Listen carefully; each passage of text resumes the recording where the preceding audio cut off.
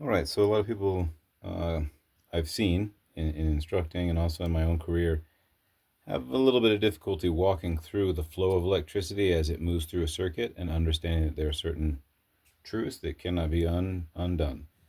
So we're going to learn some of these things here, and I promise you by the end of this you'll be more proficient with a multimeter. If you had any question, maybe you're at a 2, 3, 4, I'll get you to a 6, 7, 8.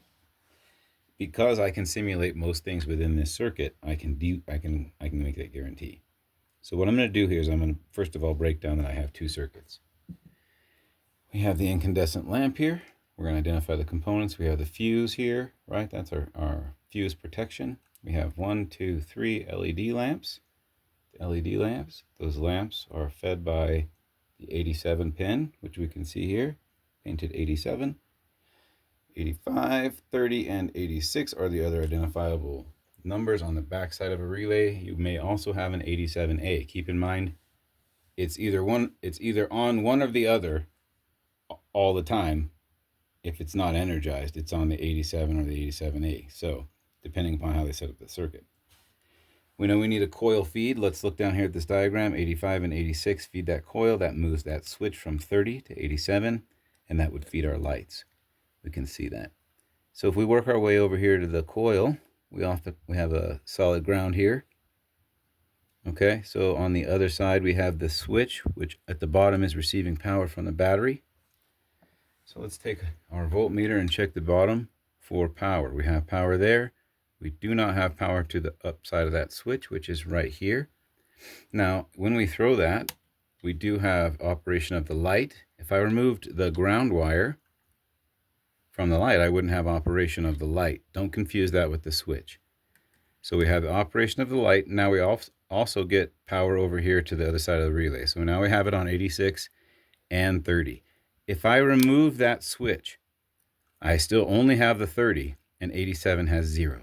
As soon as I energize the switch, 86 gets fed. Now 85 and 86 work together. Boom.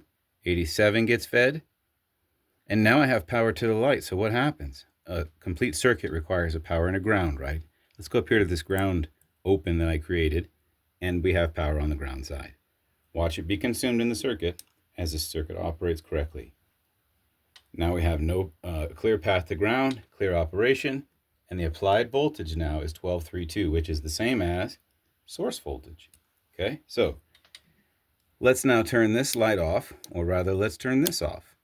We get no operation of the light. We still have power at the 30. We still have a good ground. We now no longer have it there. Now we don't get it at the 86.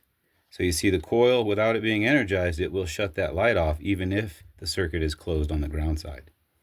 So another thing I want to take a look at here is the amp draw on both circuits. This is wired as a constant hot, meaning it's hot off the battery all the time. Well, at least off of this fuse all the time. That power comes up here. Let's look at that. Power comes up here to the switch. It's just waiting to go to ground. We have the ground supplied over here. As soon as we turn it on, we get a draw in the system. We're going to take note of the draw on that is 1.8 to turn on that incandescent lamp. Now, you'll note that these other lights aren't turned on and the coil isn't being fed on this, so there's no loads being applied on the other side, just on this side alone. So if I looked at the total draw, that would be the same on that 1.8 up to that point right here. So let's say that we wanted to add both lights to the equation. Let's say that ground was repaired. Now we would look at the draw on this part, and that part is 0.4. And then this part is 0.18. So the total should be 2.2. Do you see how that's distributed over those loads? It's kind of like Ohm's law in action, being able to witness that. So a few other things I wanted to mention before we close this out. Circuit protection is built for the amount of resistance in that.